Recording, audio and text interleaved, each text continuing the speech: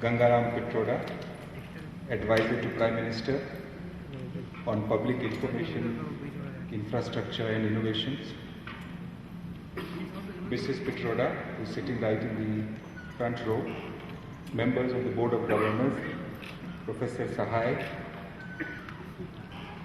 our faculty members, friends from the media, distinguished guests, our graduating students, ladies and gentlemen.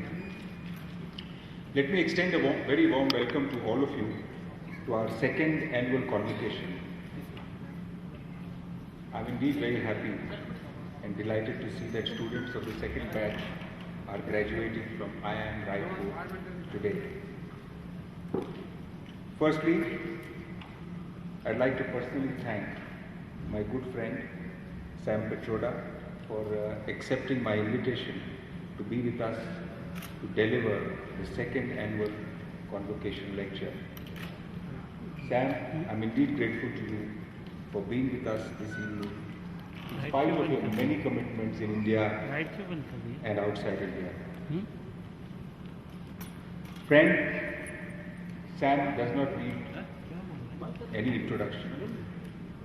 As all of you know, he is popularly known as the father of India's telecom revolution.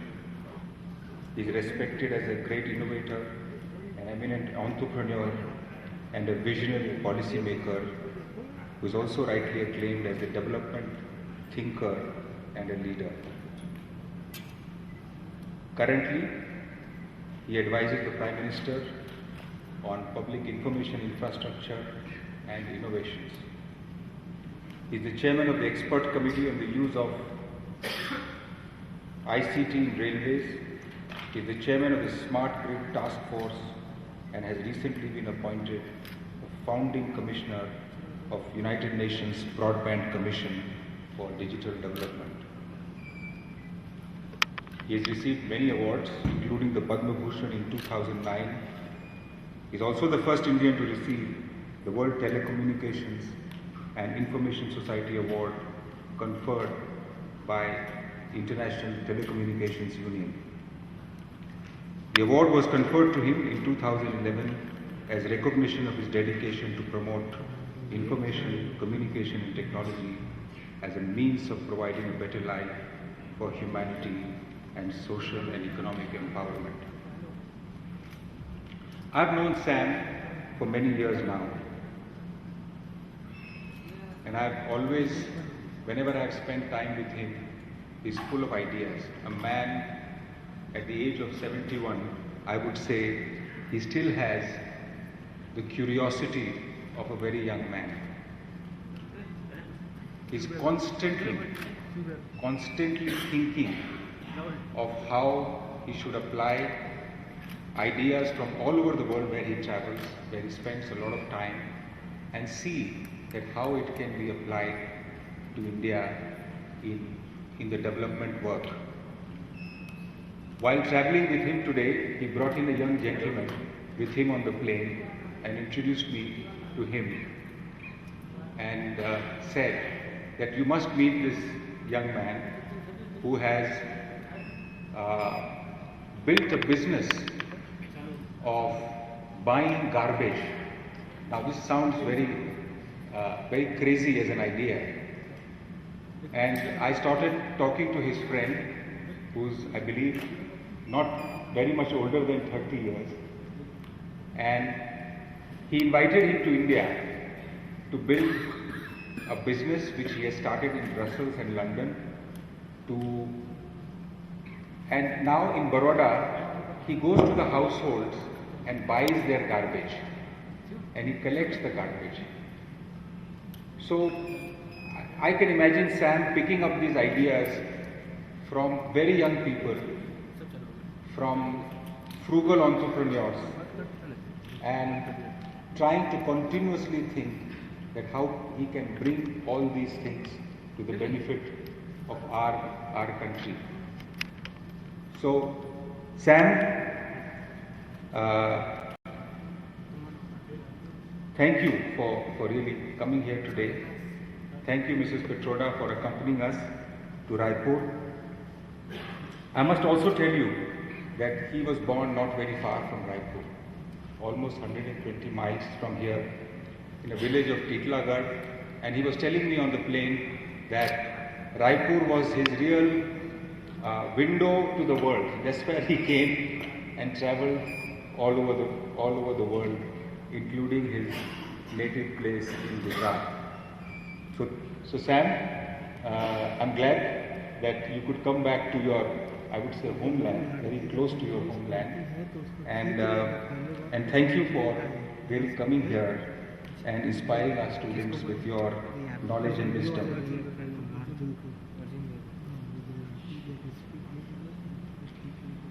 I also take this opportunity to extend a very warm welcome to the distinguished guests from the government, corporate sector, academia who are with us today, and I also wish to express my gratitude to the members of media for their continued support to IIM Raipur.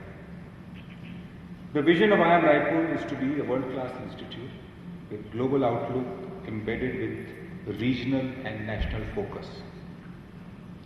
An institute of excellence which will be known for outstanding value based on quality education, high quality research, executive education, consultancy and strong corporate as well as international linkages.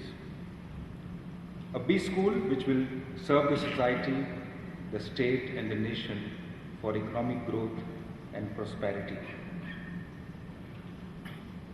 Today, as we discussed partly in the board, that there are amazing examples of innovation and entrepreneurship in India.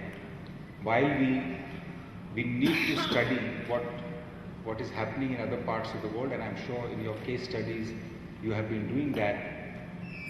But in my travels, and I'm learning from friends like Sam, the world is also trying to understand that how we have dealt with issues of product development, of affordability, to make products and services available to masses of people at a price which is completely differentiated from anywhere else in the world. Almost at 1/20th or in some cases 1/50th of the price. You have been Sam, who was involved in the startup of Telecom Revolution, and today all of you use a mobile phone and the charges that you pay are the lowest in the world. And it's thanks to the Indian innovation.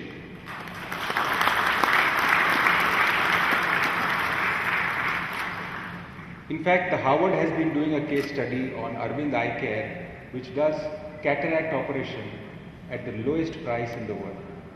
So you can imagine that among you who will become entrepreneurs or others who have been successful, and I think we are creating our own ways of having innovation and creating enterprise which is unique in its ability to serve people. And globally, people in Europe, people in US, South America, especially in Africa and South America, want to learn these models of how we have created products and services which can really be affordable and be served to a large number of people of different income levels. So I'm sure all of you, while studying what's happening internationally, would look at on your own peer group of what they have been able to achieve.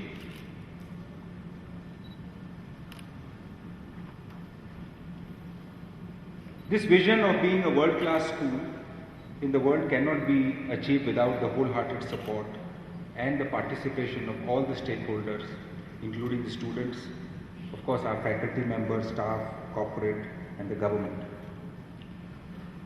I believe at the heart of business lies in values of honesty, service, respect, integrity, and of course, personal accountability.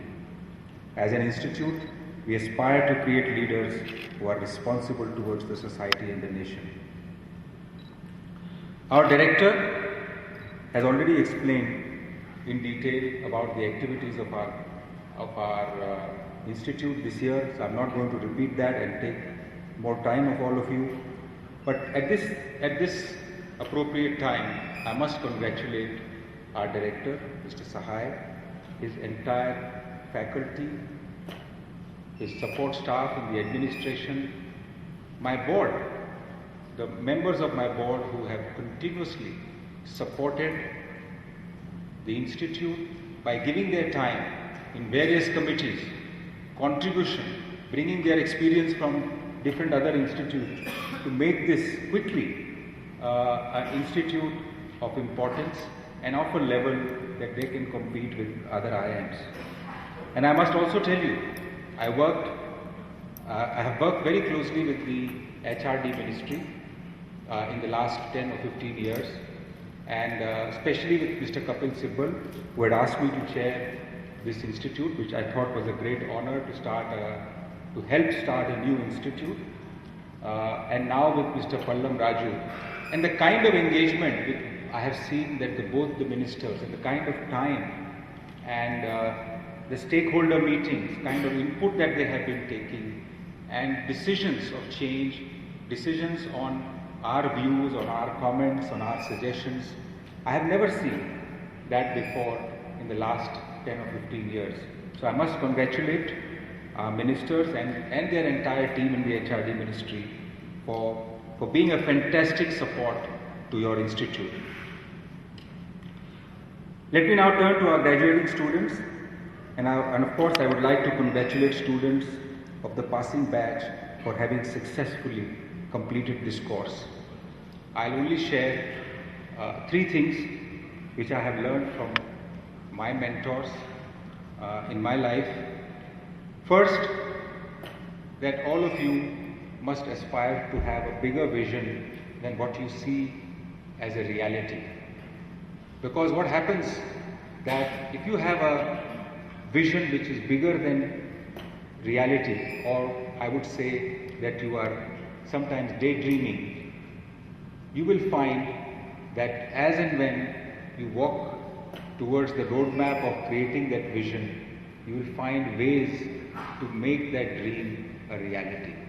So be brave, be risky, and always strive to have a vision which is bigger than what you see as reality. So the second part I would say is fear. As I came out as a student from IIT Delhi, and we always had a lot of fear. When you go into the real world, you always feel that your own ideas are not good enough to be talked about. I would always challenge all of you that never underestimate the power of your own ideas. Take the risk of speaking out. Be bold. Always make sure that you are heard. And you will find that people will respect you for that. The third part is humility. While you may have very good ideas and a lot to say, but always have time to listen to others and must have the humility to accept that there are people who can be better than you. And you must learn to work with them. And so these are the 3 things which I felt always. I made a lot of mistakes, but when you apply these 3 things in life, I felt you can achieve a lot. So my dear students, your family and community, society and country needs you. Go out with a commitment that you will work for this country and will transform, will help transform and bring it to a level where we will see the income levels comparable to what we see in the developed countries. Before I end, I would like to congratulate again the graduating batch, of course the prize winners today, and wish all happiness, professional success, fulfillment from life of service to family and country. Once again, welcome to all of you, and thank you for having graced this occasion and for giving us encouragement by your presence. Thank you very much.